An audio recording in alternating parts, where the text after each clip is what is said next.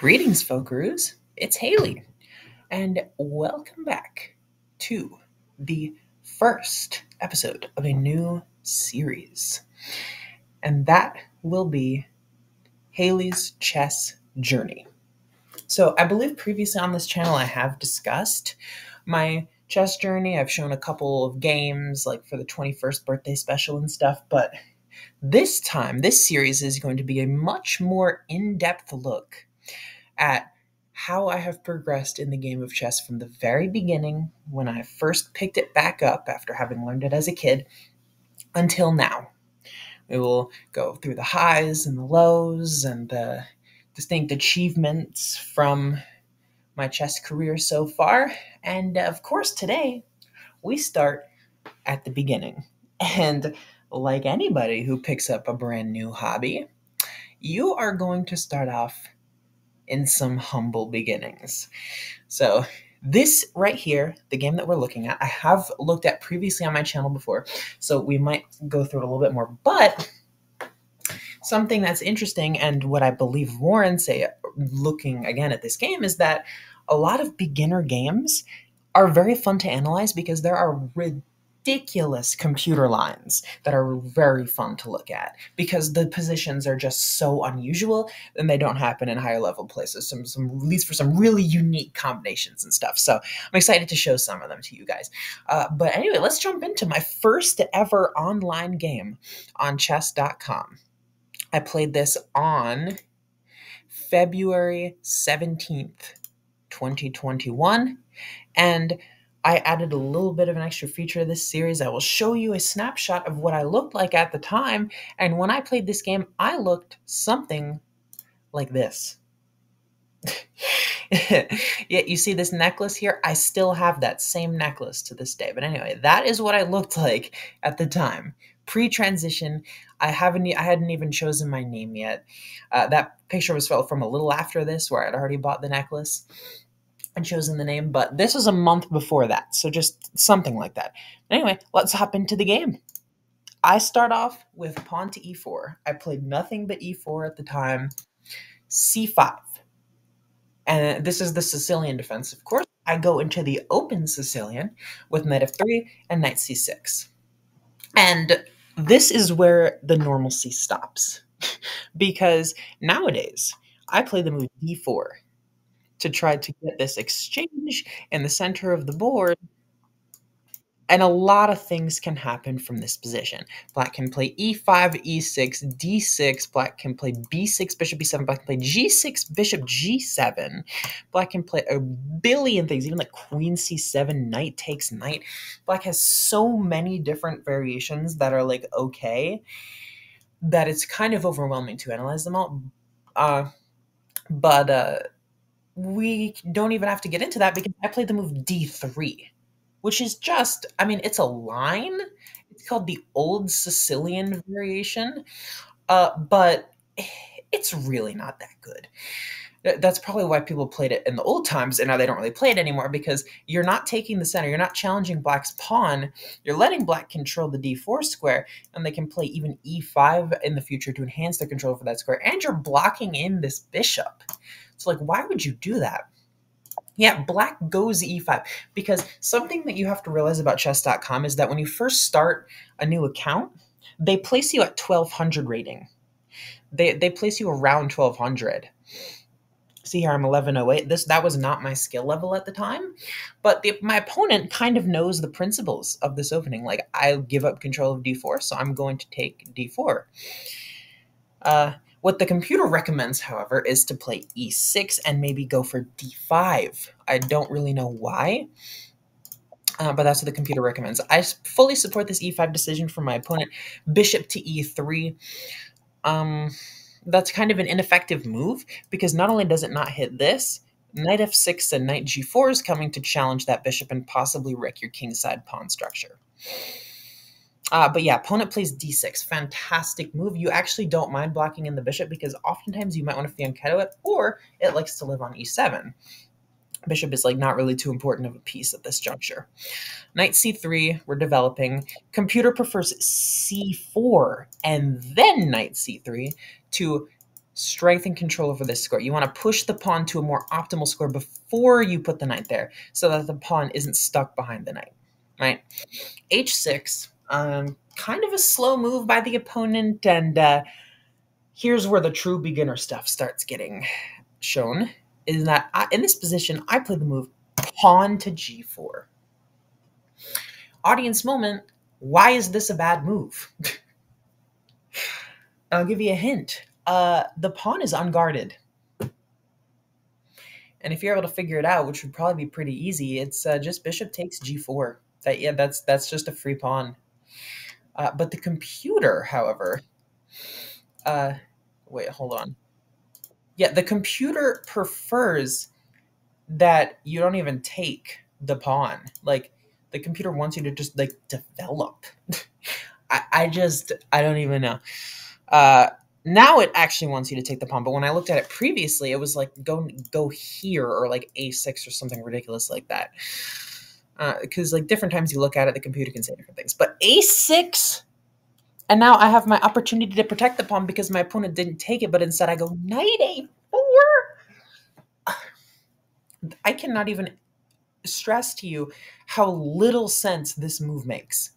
Like, you're not challenging this square or this pawn, and you are now at risk of queen a5 check, possibly coming in the future with a winning of that knight if it can't go back here. Also, this pawn is still hanging, and black takes it in this position. But the best move was b5, and then bishop takes g4. Knight a4, bishop takes king. Okay.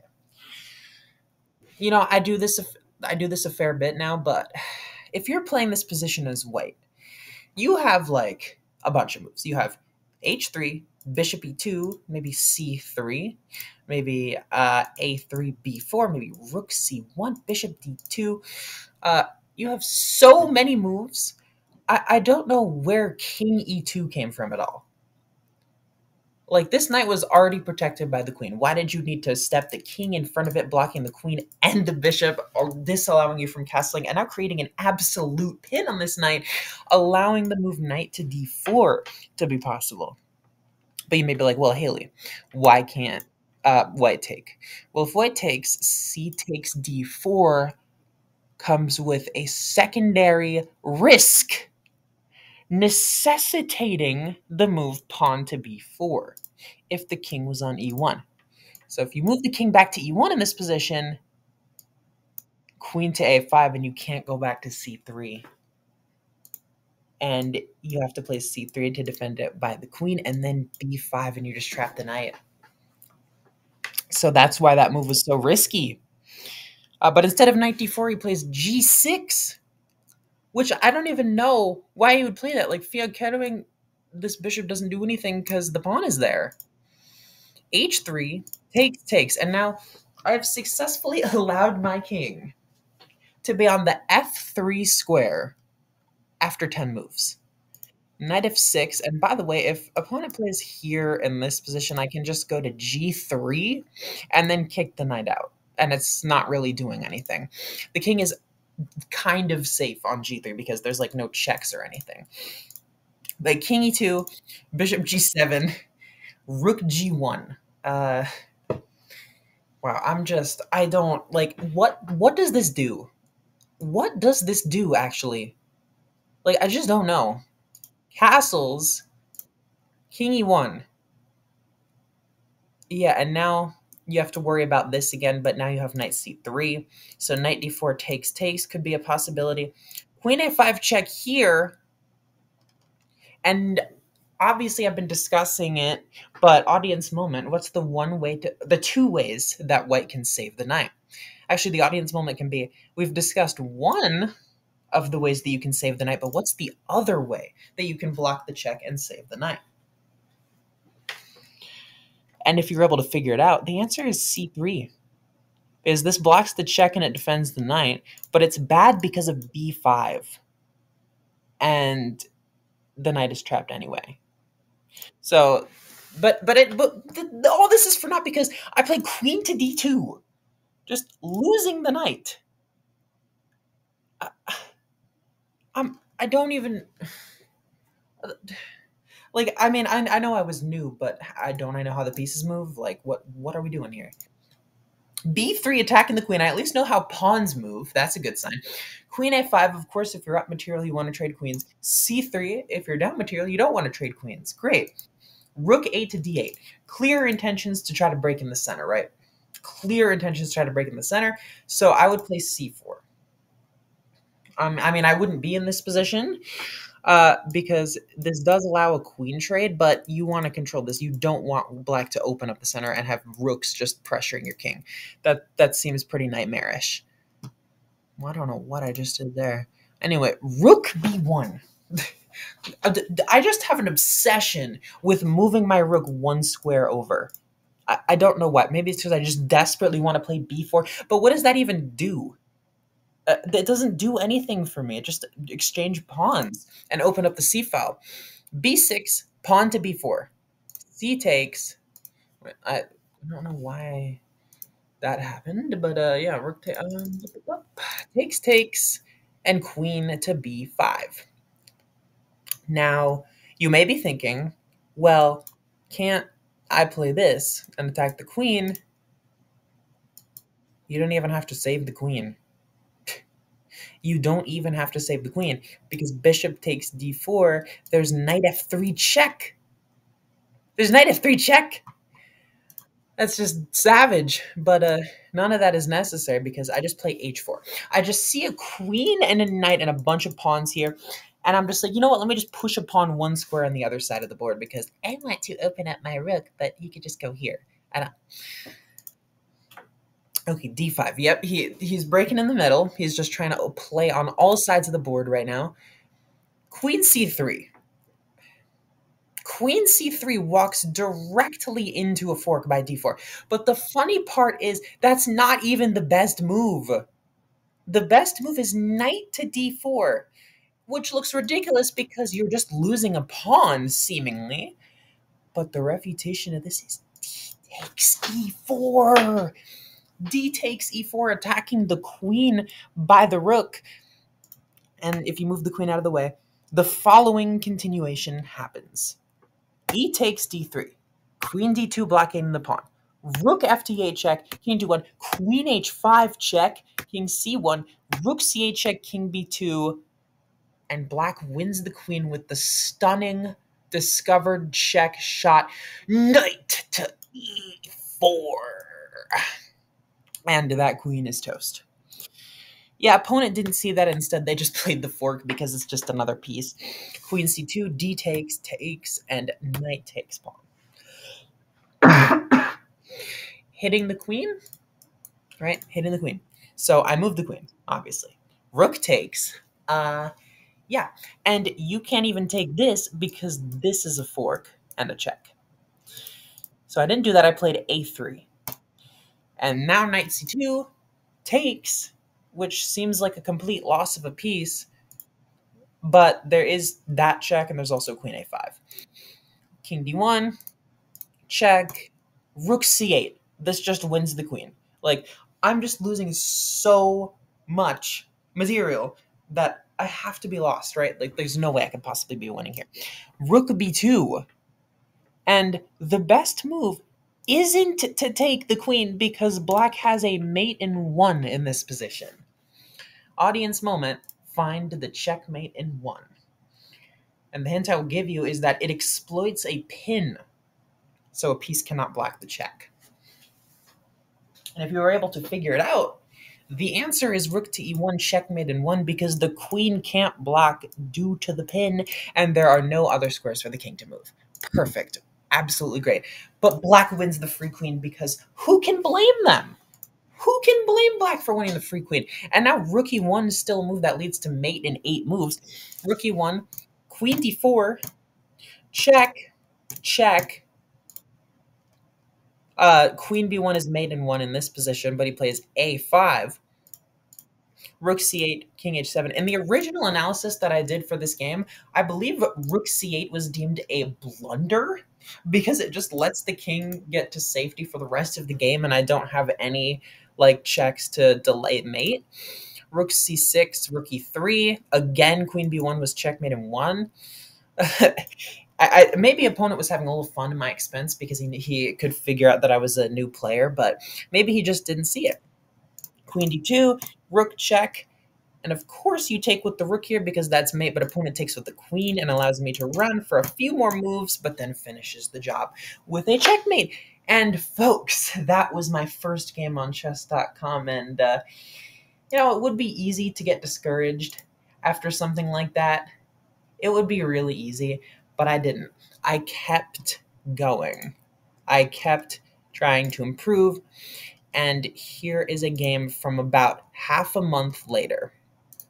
Now, the purpose of some of these games that I'm going to show you is not because they're ridiculously insane, it's just to demonstrate the phase I was at in my chess journey, and this one is a very funny one. Because when opponents play d4, I was reading a chess book called Logical Chess Move by Move. And in that book, it says that when white plays d4, black should get in the critical counter thrust c5. But the trick is to understanding that is that c5 doesn't have to happen on move 1. What the author means is that in d4 openings, oftentimes it is a good idea to play c5 at some point in the opening to undermine the structure and force white to give up their center. Not on move 1.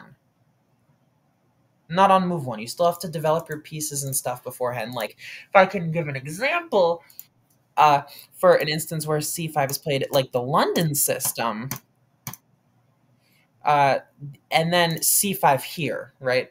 Like, this is a good way to fight back against the center. Even against the London, you could play c5 here, even, because it's a counter gambit, and you can actually take the center and win that pawn back. But the thing about c5 on move 1 is that if you try to take the center like this, then white can just defend the pawn. Like, white can just simply guard the pawn, and you've lost a pawn for nothing. I just don't even understand. D takes c5 and knight f6. Like, I just basically read something in a book that said c5 is a critical counter thrust against the queen's pawn, and nothing else from that book was in my memory at this point. I was just like, c5, I must have a good position. Let's just develop my pieces. E3, I didn't even really know why I was playing c5. I just did it because I was told to by the book. D5. And the best move in this position is actually en passant, because after this series of exchanges, this pawn is very inconveniently placed for black because it blocks in the bishop, and it doesn't really, it's going to take an extra move to go up and control the center. And in the meantime, white can just develop their knights, and if you push d5, then white can go knight b5, threaten the fork, force knight a6, and then just develop on their own. So the point of those exchanges is that the d6 pawn would be very inconvenient for black's development, but instead white goes queen to d4, which is a very bad move. And here's the audience moment. What is a very easy development move that also attacks the queen? And if you're able to figure it out, the answer is very simply knight to c6. This attacks the queen, and it develops the knight. White has a sneaky trick with bishop to b5 pitting the knight, but you can just go e6, and knight f3, if that attempts to go here and put more pressure, then even a move like knight d7, preventing that, and breaking the pin and also attacking c5, it can be possible. Right? But I just play, instead of knight c6, I play bishop g4, which has negative ideas to it. Like, there's nothing to even pin or attack, and I'm just going to get bullied out. I don't know what I think I'm doing. Knight c3, finally I play knight c6, and queen to a4. Now I can take the full center, but I play e6, which is fine. I want to win that pawn back. Bishop b5. And instead of taking the pawn or playing queen to c7, guarding the knight, or rook c8, I go g6.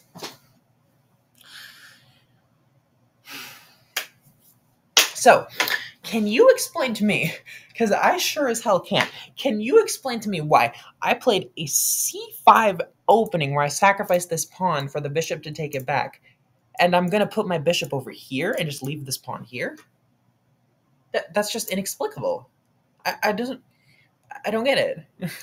So I should have played bishop takes, and if this continuation happened, knight d7, guarding the bishop and the rook and the king, and I'm just completely fine.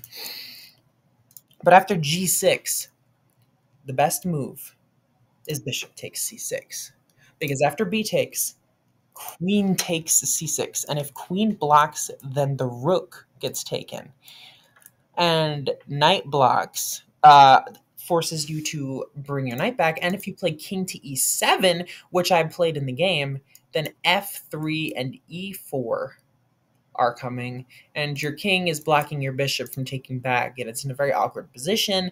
This queen is permanently pressuring a bunch of things over here. This bishop is misplaced, and all of white's pieces aren't even in the game. Like, this is just really terrible for black.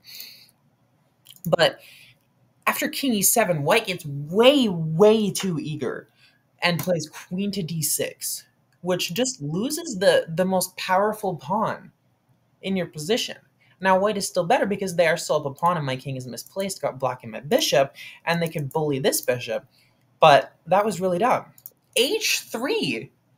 This is a mistake because the bishop can go here, and g4 can't be played because c2 will be lost, and there's actually very few ways for you to guard that pawn.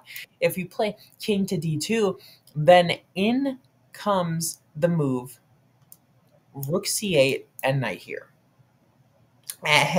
With the threat of rook c2, of course.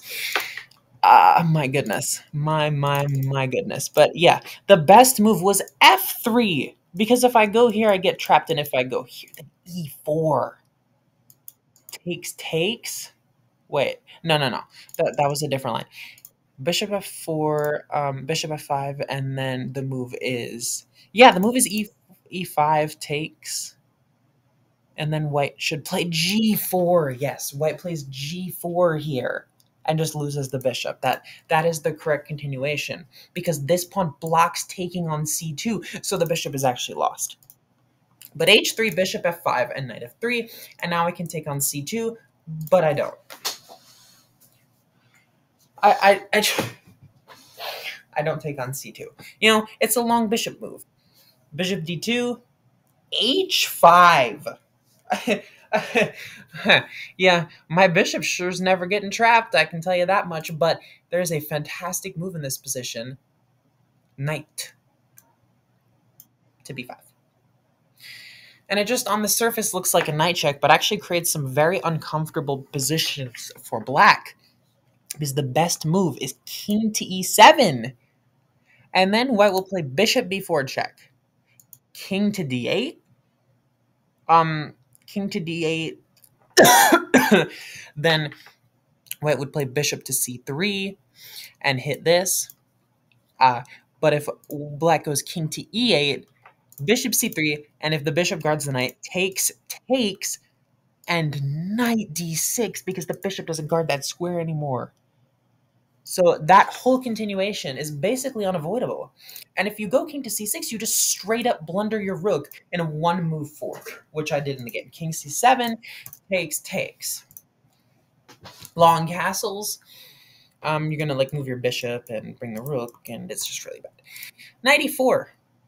This is a one-move threat on that pawn, but what any reasonable player would do is just defend it. Like, you just defend it. But g4 is also a very powerful move, because takes, and if I take here, rook takes h1, bishop takes, rook h8, and I'm losing that bishop. Like, remember what I said about these beginner games having ridiculous variations? Like, this is insane. It's so fun to analyze these. Bishop c3 attacks the rook. This is really sneaky. I actually see it, though. Rook g8. Bishop to e5. Bishop to e5 makes no sense because you just hang the fork. You just hang the fork. knight d4. And folks, I actually have a pretty interesting audience moment for you here. Which rook? There is actually a clear answer here. Which rook should black take?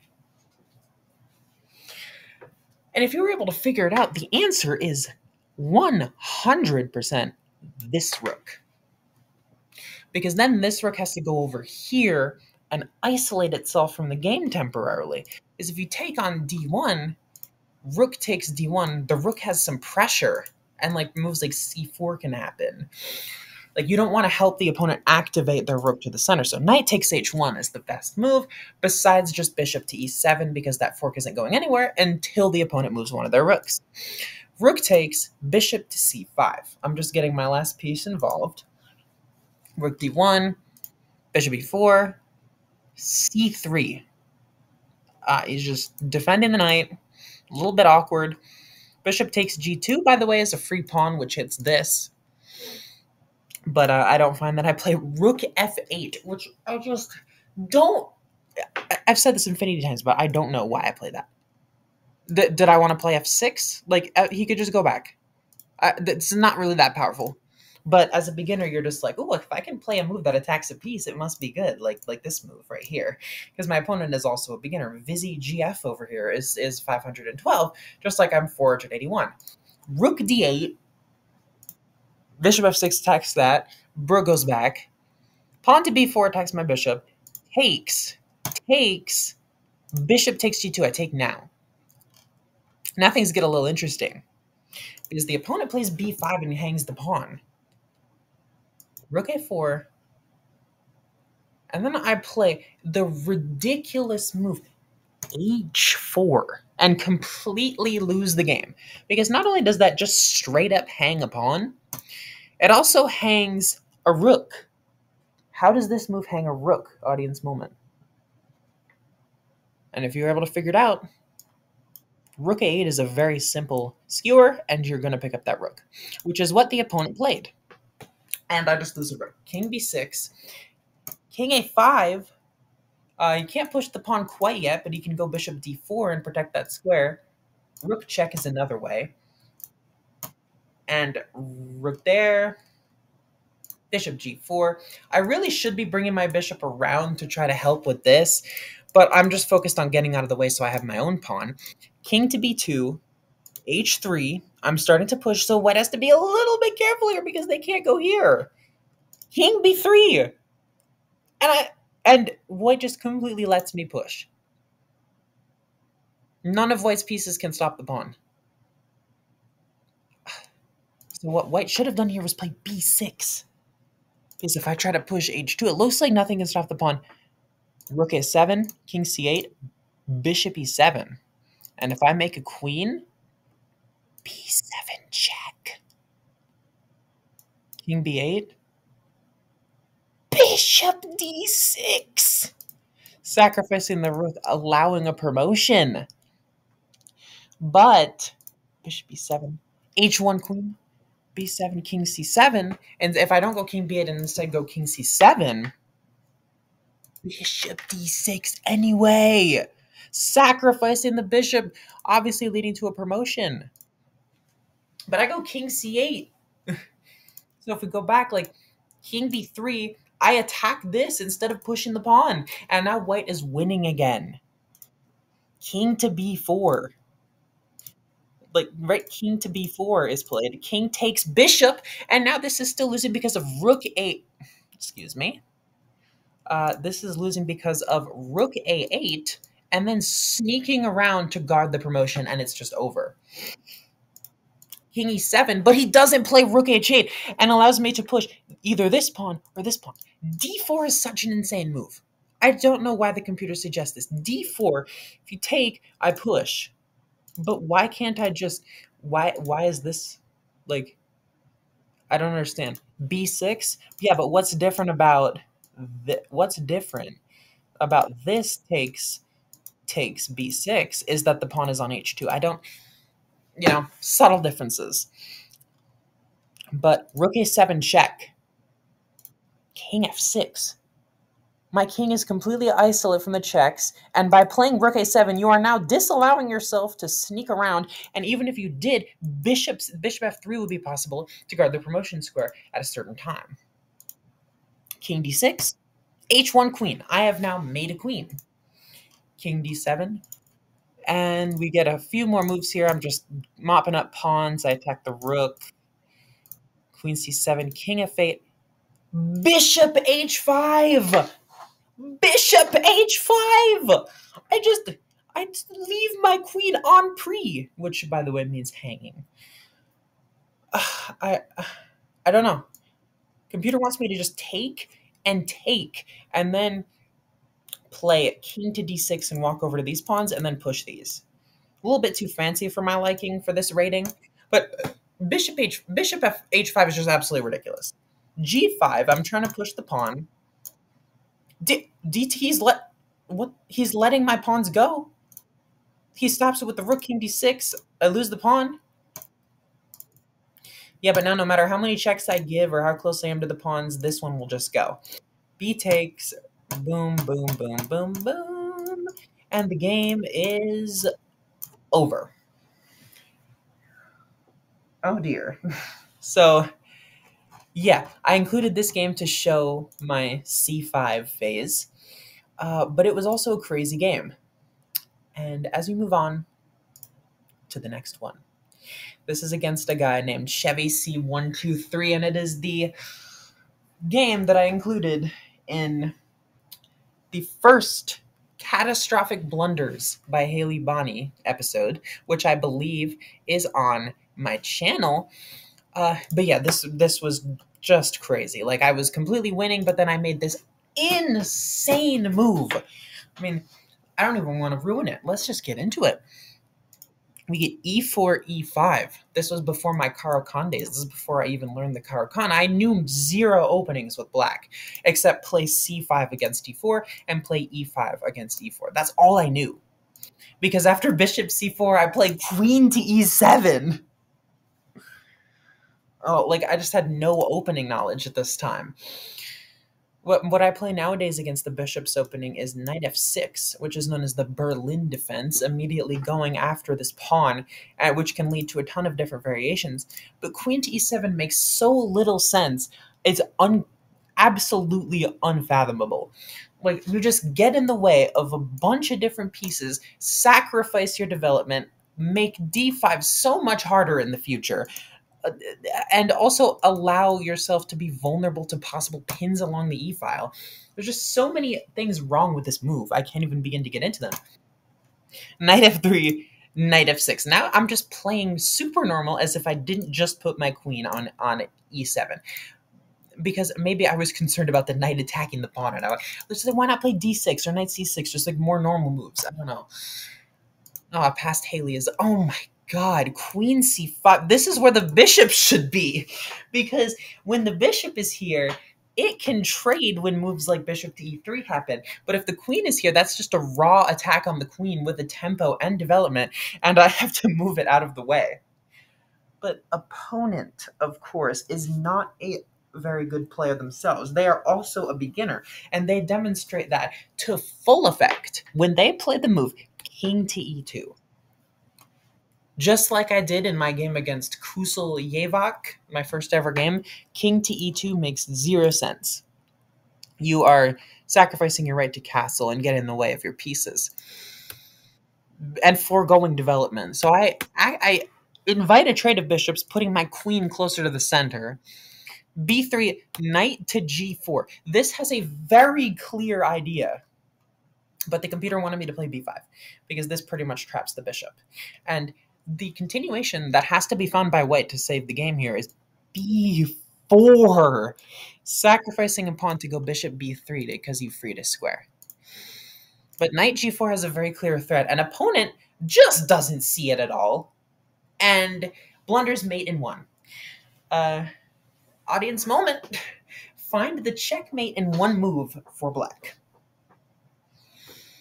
And if you figured it out, the answer is queen to f2, checkmate, because the king can't go anywhere. But in the game, Distracted by the allure of getting a fork of two powerful pieces, I play knight takes f2, which actually doesn't win anything due to the ridiculous move queen g1, pinning the knight to my queen, which is unguarded in the middle of the board. Because why? Because I put it on c5 for some strange reason, and this knight is just going to die. This knight is just going to die. And black has to do this b5 line, or else they're just completely losing. But opponent doesn't find that, instead plays queen f1, hanging the rook. And if they don't deal with this, they're going to lose the queen as well. So yeah, queen 8 takes, and d5. d5, just losing a pawn for absolute free, and then castling. But maybe this was all part of my genius plan, you see, because white in this position takes on e5. An audience moment. Why is this a very, very bad move? And if you figured it out, the answer is rook to e1, pinning the knight to the king, and you can't guard it in any meaningful way. If you play queen h2 trying to do this, which is what the opponent did, queen to d4 hits this and hits the rook in the corner. So you have to play this, and then so that would be really dumb. But yeah, queen takes, right? And you just lose a piece. Queen h2, I play f6, which is a little bit suboptimal because you don't want to commit your pawn structure like this around your king if you can put more pressure with pieces. Usually, like, if the piece can be guarded by a pawn, you want to do this. But if the piece can't be guarded by a pawn, you just put more pieces on it. That's the idea. Rook e8, queen h2, f6, there, takes. That's just a fork. Not only is it a pin, but it's also a fork. c3, queen takes c5. Now, the better move was rook takes c5, which gives the king two options of squares that it can go to. If it goes to f3, mate in 1 happens with queen e3. If it goes to f1, queen d1, king f2, queen e1, king f3, queen e3 mate. So the opponent has to give up the queen and then play like this. But I play queen takes, and he is allowed to sack his queen for the rook. But yeah, I just hunt out the king. Knight c6 was labeled a brilliancy when I first looked at this, which I don't know why the computer took away, because this sacrifices a knight with a check. King h, and the idea is that the king cannot escape from this pressure. Like, the king has no moves. Bishop and rook perfectly team up to block the king from going anywhere, and rook d8 is just coming. Like, knight c6 is an absolute brilliant move, which of course I didn't realize at the time. D takes c6, king f8, c takes, and I missed checkmate in 1 with pawn to c5. That would have been a really sick way to end the game. But I play rook d8, allowing the bishop to block, takes. And by the way, this is definitely the best move, because having the rooks teamed up like this makes mate more likely. But rook e is fine, because, yeah, check here, check there. And folks, what would you play in this position as black? To me, it's pretty obvious. I would play c4 with a discovered check.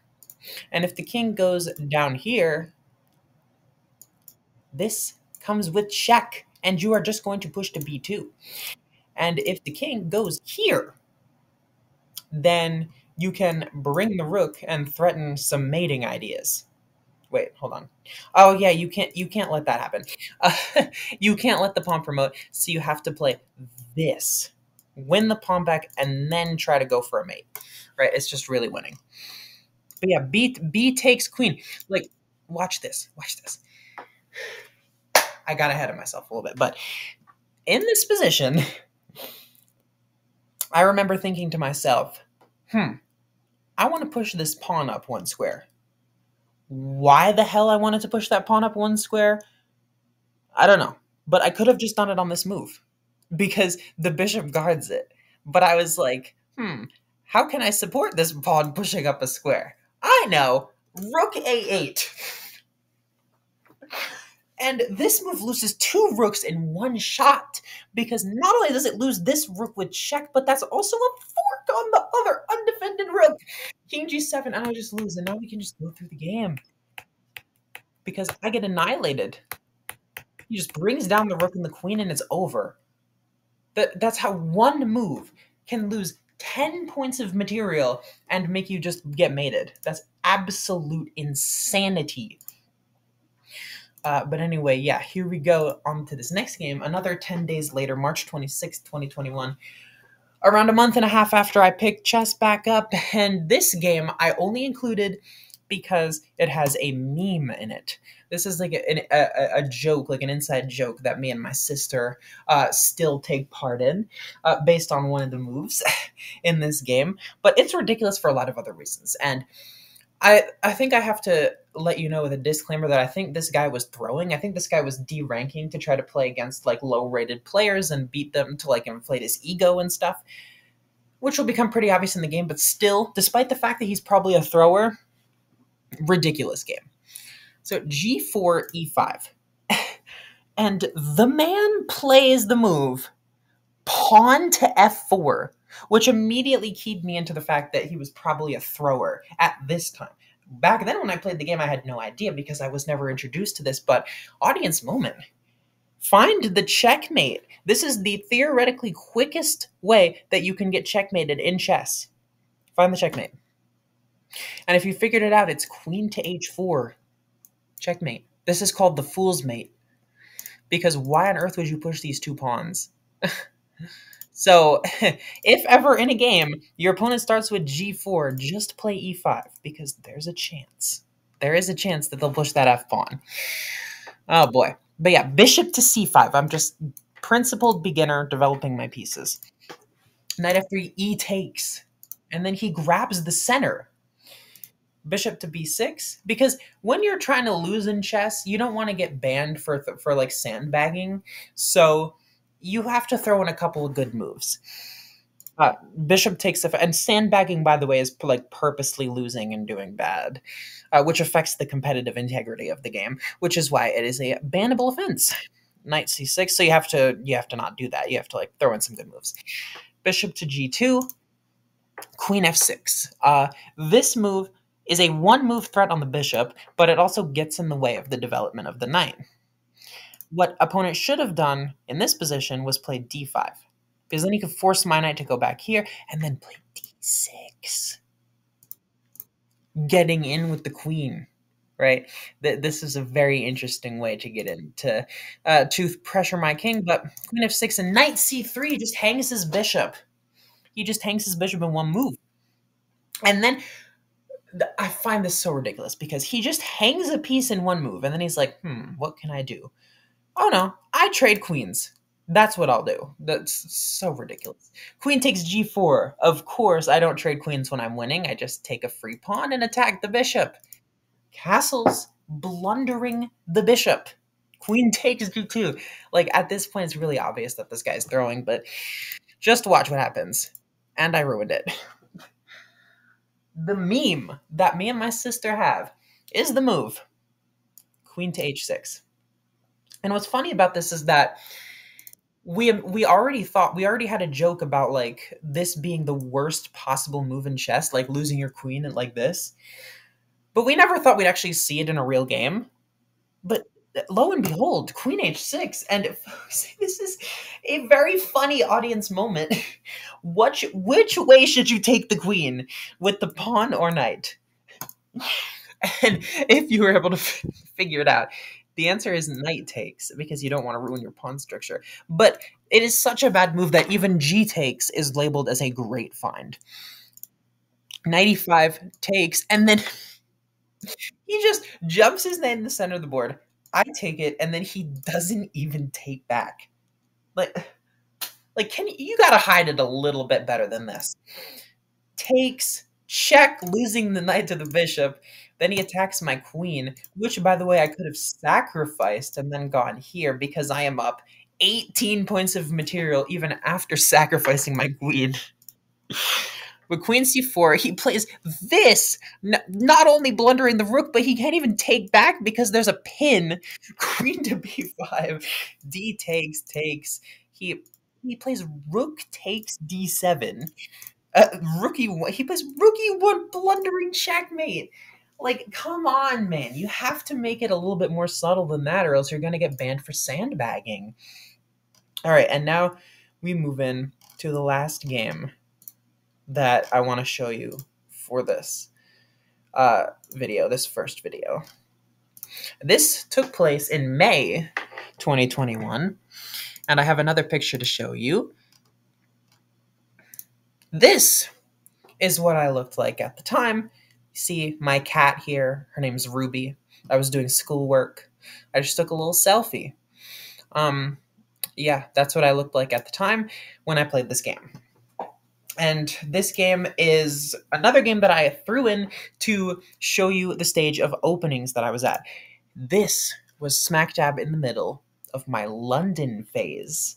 Yes, I used to be a London player. I played d4, bishop f4, the London system, knight f6, and e3, knight f3, bishop d3, c3, knight d2, all these moves. But I played it in a little bit unconventional of a way, which you'll realize later. But yeah, after e3, after knight f6, nowadays the computer likes c4. The computer likes c4 because, of course, you're going to play knight c3 and take the center. It just likes the idea of forcing black to give up the center, right? e3, knight c6. And c4 is particularly good in situations like this because the c pawn can't guard this pawn in case of an exchange. And the e pawn would block in the bishop, so black is kind of in a quandary, right? Knight c6, but instead I play... Oh! Yeah, I actually play c4. Another move, by the way, would be knight f3. And if the pin happens, which this is not really a standard move in the London, but if it happened, bishop d3, takes, knight b4. I don't like allowing this nowadays because of this knight b4 move, because it just attacks my bishop, which would ruin my pawn structure. But of course, I wasn't thinking about that back then. e6, I just get my normal development. Bishop here, audience moment. I didn't put this as an audience moment, but audience moment. How should you block this check? With which knight move? And if you're able to figure it out, the answer is knight b to d2, which I did play. Not only because this is the standard move in the London, but for another reason. Because if you play this knight can put pressure on that. And if rook c1, then black can play g5 and like go after my bishop, and I'm just kind of a little bit attacked. But yeah, knight b to d2, because if this were to be played, the knight guards the knight. That's the key. The knight guards the other knight. Bishop d3. Yeah, this is the unconventional way in which I played the London. Instead of playing c3, bishop d3, and constructing the pyramid with the bishop inside it that a lot of chess coaches teach, I played c4 and then bishop d3, which is not advisable because the bishop here is unguarded. And this pawn structure is a little bit unstable. And now black could even take, which is the best move, because you force white to give up another tempo moving this bishop. And then you can like bring back your own bishop, forcing white to make another decision and then jump into the center at some point. Not now because of this. But yeah, bishop d3 is a bad move because black can force you to expend another tempo. But knight e4, not a good move because, yeah, you hit this knight. And it doesn't have anywhere safe to move except for g1 and g5, where it can just be hit with either of these pawns. And you also remove the knight's guard of this, right? So it's not optimal. Knight e5 takes. Black gives up their knight and allows my bishop to get into a pretty powerful position. And now I have a sneaky threat on the horizon.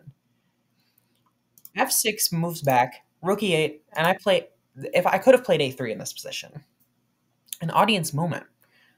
How can you win the bishop if black goes a5. It's two moves. How can you win the bishop? It's a pretty similar idea to the tall variation. And if you're able to figure it out, the answer is b4. Bishop b6, c4. Sayonara, bishop. See you later. Right, same idea as the tall variation, of course, as going after that bishop. But yeah, f6, there, rook e8, I play castles, which is completely fine, because after a3, you just go back to e7. Like, you don't even have to do that.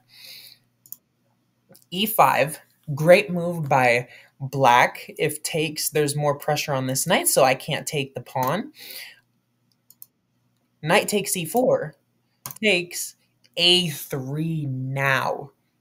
a3 now. Whereas the computer wanted this. The computer wanted that, because now a3 threatens to trap the bishop again. Because if like he does nothing, a3 here and here, that sayonara, bye bye bishop again. But you do lose the knight, so it is an even trade. a3, and he retreats back to a5, but I don't play b4.